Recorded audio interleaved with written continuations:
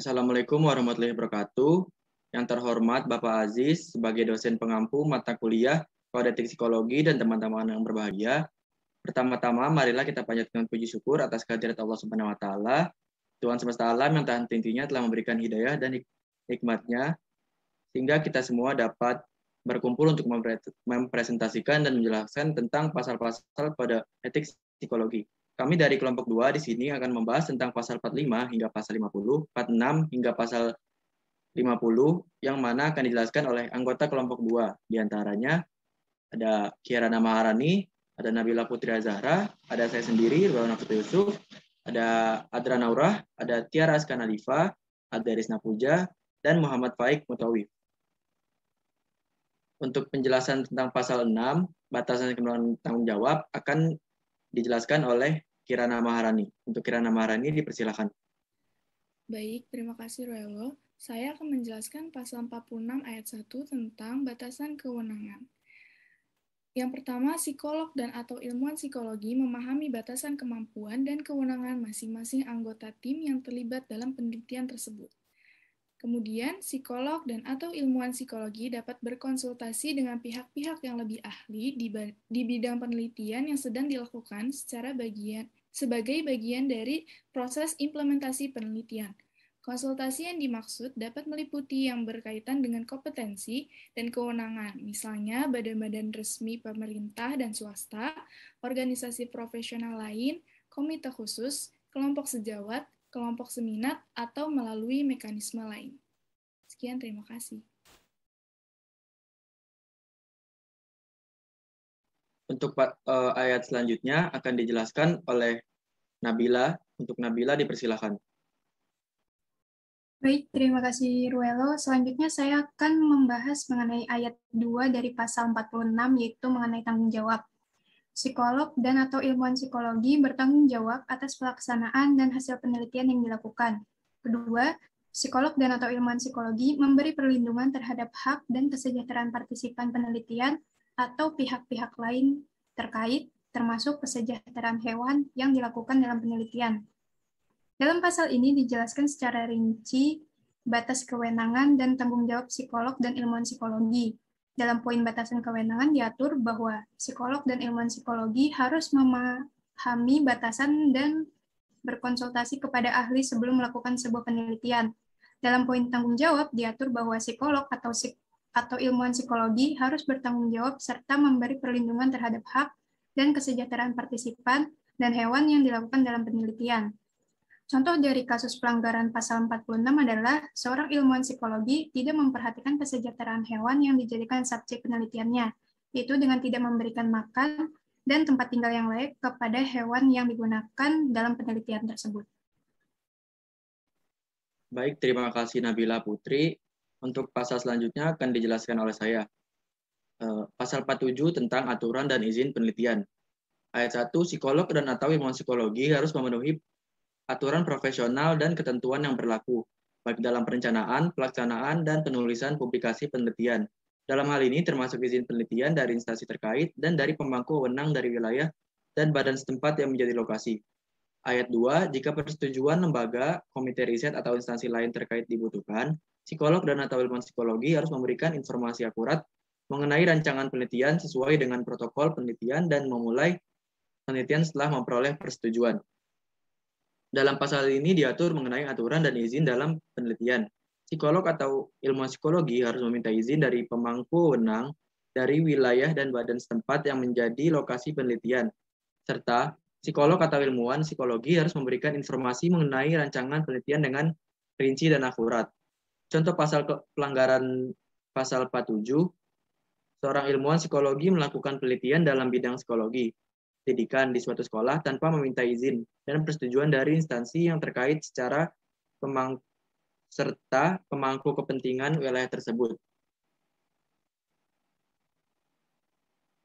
Untuk pasal selanjutnya, pasal 48 akan dijelaskan oleh Adra. Untuk saudara Adra, dipersilakan. Baik, terima kasih Ruelo. Saya akan menjelaskan tentang pasal 48 mengenai partisipan penelitian. Ayat 1, psikolog dan atau ilmuwan psikologi mengambil langkah-langkah untuk melindungi perorangan atau kelompok yang akan menjadi partisipan penelitian dari konsekuensi yang tidak menyenangkan, baik dari keikutsertaan atau penarikan diri atau pengunduran dari keikutsertaan. Ayat 2, psikolog dan atau ilmuwan psikologi berinteraksi dengan partisipan penelitian hanya di lokasi dan dalam hal-hal yang sesuai dengan rancangan penelitian, yang konsisten dengan perannya sebagai peneliti ilmiah. Pelanggaran terhadap hal ini dan adanya tindakan penyalahgunaan wewenang dapat dikenai butir pelanggaran seperti tercantum dalam pasal dan bagian-bagian lain kode etik ini, misalnya pelecehan seksual dan bentuk pelecehan lainnya. Ayat 3, psikolog dan atau ilmuwan psikologi harus memberi kesempatan adanya pilihan kegiatan lain kepada partisipan mahasiswa, peserta pendidikan, anak buah atau bawahan, orang yang sedang menjalani pemeriksaan psikologi bila ingin tidak terlibat atau mengundurkan diri dari keikutsertaan dalam penelitian yang menjadi bagian dari suatu proses yang diwajibkan dan dapat dipergunakan untuk memperoleh kredit tambahan. Dalam pasal ini diatur mengenai interaksi psikolog atau ilmuwan psikologi dengan partisipan penelitian. Psikolog atau ilmuwan psikologi harus melindungi hak partisipan penelitiannya, baik dalam keikutsertaan maupun pengunduran diri dari penelitian. Dalam pasal ini juga dijelaskan bahwa tindakan penyalahgunaan wewenang dapat dikenai butir pelanggaran, serta psikolog atau ilmuwan psikologi harus memberi kesempatan partisipan untuk mengundurkan diri dari keikutsertaan dalam penelitian. Contoh pelanggaran dari pasal 48 adalah seorang ilmuwan psikologi tidak memberikan pilihan serta memaksa partisipan penelitiannya untuk tidak mengundurkan diri dari keikutsertaan dalam penelitian dengan mengancam akan membocorkan hasil pemeriksaan psikologi partisipan selama penelitian. Terima kasih. Baik, terima kasih Adranaura. Untuk pasal selanjutnya, pasal 49 akan dijelaskan oleh Tiara Aska. Untuk Tiara Aska, dipersilakan. Baik, selanjutnya saya akan menjelaskan mengenai pasal 49, yaitu mengenai informed consent dalam penelitian. Sebelum pengambilan data penelitian, psikolog dan atau ilmuwan psikologi menjelaskan pada calon partisipan penelitian dengan menggunakan bahasa yang sederhana dan istilah-istilah yang dipahami masyarakat umum tentang penelitian yang akan dilakukan. Psikolog dan atau ilmuwan psikologi menjelaskan kepada calon partisipan asas kesediaan sebagai partisipan penelitian yang menyatakan bahwa keikutsertaan dalam penelitian yang dilakukan bersifat sukarela, sehingga memungkinkan pengunduran diri atau penolakan untuk terlibat. Partisipan harus menyatakan kesediaannya seperti yang dijelaskan pada pasal yang mengatur tentang itu. Selanjutnya, saya akan menjelaskan mengenai ayat pertama, yaitu informed consent penelitian. Dalam rangka mendapat persetujuan dari calon partisipan, psikolog dan atau ilmuwan psikologi menjelaskan proses penelitian. Secara lebih rinci, informasi yang paling penting untuk disampaikan adalah yang pertama, tujuan penelitian, jangka waktu dan prosedur, antisipasi dari keikutsertaan yang bila diketahui mungkin dapat mempengaruhi kesediaan untuk berpartisipasi, seperti risiko yang mungkin timbul, ketidaknyamanan, atau efek sebaliknya. Keuntungan yang mungkin diperoleh dari penelitian, hak untuk menarik diri dari keikutsertaan dan mengundurkan diri dari penelitian setelah penelitian dimulai, konsekuensi yang mungkin timbul dari penarikan dan pengunduran diri, keterbatasan kerahasiaan, insentif untuk partisipan, dan siapa yang dapat dihubungi untuk memperoleh informasi lebih lanjut. Selanjutnya, jika partisipan penelitian tidak dapat membuat persetujuan karena keterbatasan atau kondisi khusus, psikolog dan atau ilmuwan psikologi melakukan upaya memberikan penjelasan dan mendapatkan persetujuan dari pihak berwenang yang mewakili partisipan, atau melakukan upaya lain seperti yang diatur oleh aturan yang berlaku.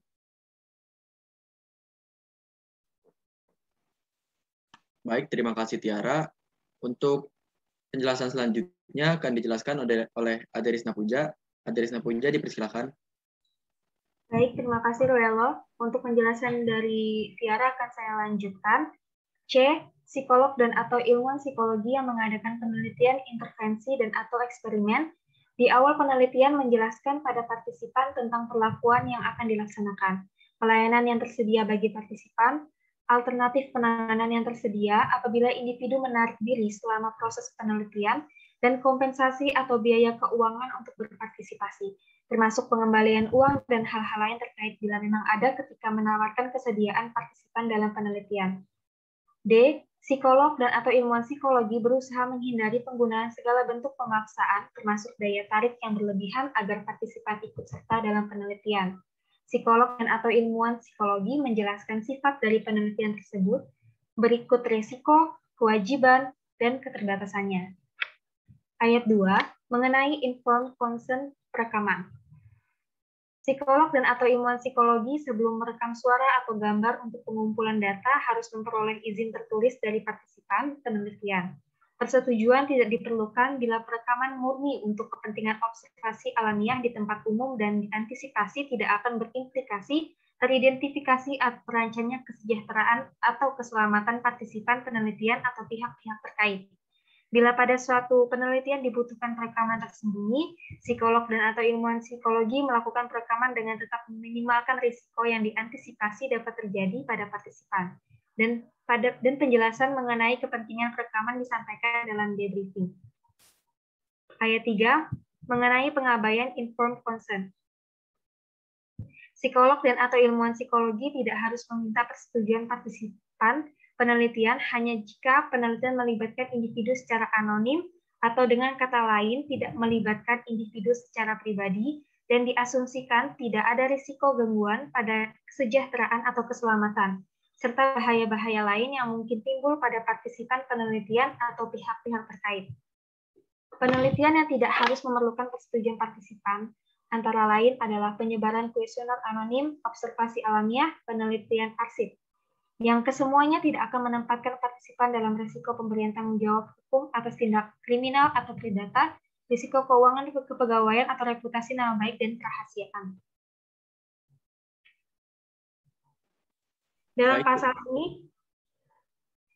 Dalam pasal ini diatur mengenai informed consent atau penjelasan dan persetujuan partisipan penelitian yang menjelaskan penelitian dengan bahasa yang mudah dimengerti, menjelaskan bahwa partisipan dapat mengundurkan diri pada penelitian bersifat sukarela. Selain itu juga diatur mengenai izin dalam merekam serta konsekuensi pengabaian informed consent. Contoh kasus pelanggaran pasal 49, seorang ilmuwan psikologi merekam untuk kepentingan penelitian menggunakan kamera tersembunyi yang dapat mengungkapkan identitas partisipan penelitian tanpa izin serta persetujuan dari partisipan penelitian tersebut. Terima kasih. Baik, terima kasih Adirisna Puja. Untuk pasal selanjutnya akan dijelaskan oleh Muhammad Faik. Untuk Muhammad Faik, dipersilakan. Baik, Rolo. Pasal 50. Pengelabuan atau manipulasi dalam penelitian. Psikolog dan atau ilmuwan psikologi tidak diperkenankan menipu atau menutupi informasi yang mungkin dapat mempengaruhi calon niat partisipan untuk ikut serta, seperti kemungkinan mengalami cedera fisik, rasa tidak menyenangkan, atau pengalaman emosional yang negatif. Penjelasan harus diberikan sedini mungkin agar calon partisipan dapat mengambil keputusan yang terbaik untuk terlibat atau tidak dalam penelitian.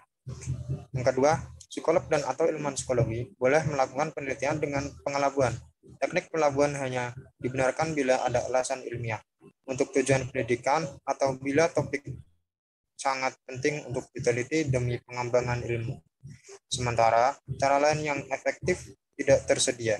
Bila pengelabuhan terpaksa dilakukan, psikolog dan atau ilmuwan psikologi menjelaskan bentuk-bentuk pengelabuan yang merupakan bagian dari keseluruhan rancangan penelitian pada partisipan sesegera mungkin, sehingga memungkinkan partisipan menarik data mereka bila partisipan menarik diri atau tidak bersedia terlibat lebih jauh. Dalam pasal ini diatur bahwa psikolog dan ilmuwan psikologi tidak diperkenankan menipu atau menutupi informasi yang dapat mencelakai fisik maupun mental partisipan dan boleh melakukan penelitian dengan pengelabuan. Teknik pengelabuan hanya dibenarkan bila bentuk-bentuk pengelabuan itu dijelaskan kepada partisipan, sehingga memungkinkan mereka untuk menarik data diri serta tidak terlibat lebih jauh dalam penelitian. Untuk contoh kasus pelanggaran pasal 50 misalnya, seorang psikolog atau ilmuwan psikologi terbukti menggunakan data palsu untuk publikasi ilmiahnya, kemudian menggunakan kekuatan yang dimiliki sebagai seorang psikolog dan atau ilmuwan psikologi untuk menangani klien, kemudian memanfaatkan kesempatan tersebut untuk merekayasa penelitian dengan tujuan pribadi dan memanipulasi formulasi tujuan dari penelitian tersebut tanpa menginformasikannya. Terima kasih. Baik, terima kasih Muhammad Faik. Sekian presentasi dari kami. Untuk lebih memahami pemahaman kita mengenai pasal-pasalnya, kami akan menampilkan dialog mengenai pasal 48 yang akan diperankan oleh Puja dan Faik. Untuk Puja dan Faik, dipersilahkan. Baik, di sini saya berperan sebagai partisipan. Saya berperan sebagai peneliti.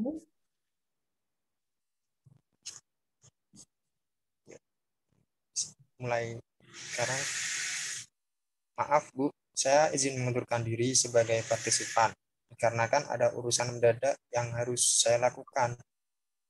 Tidak bisa ya, Dik. Kamu harus tetap ikut karena identitasmu sudah saya daftarkan. Maaf sekali lagi Bu, tapi urusan saya kali ini tidak bisa ditunda. Ya sudah kalau tidak bisa, tapi untuk menanggung kerugiannya, saya sebar informasi dari kamu ya. Maaf Bu, bukannya hal ini menyangkut ke ranah pribadi ya? Makanya kalau dari awal tidak bisa, tidak usah daftar. Kamu sendiri akibatnya. Oh, oke deh.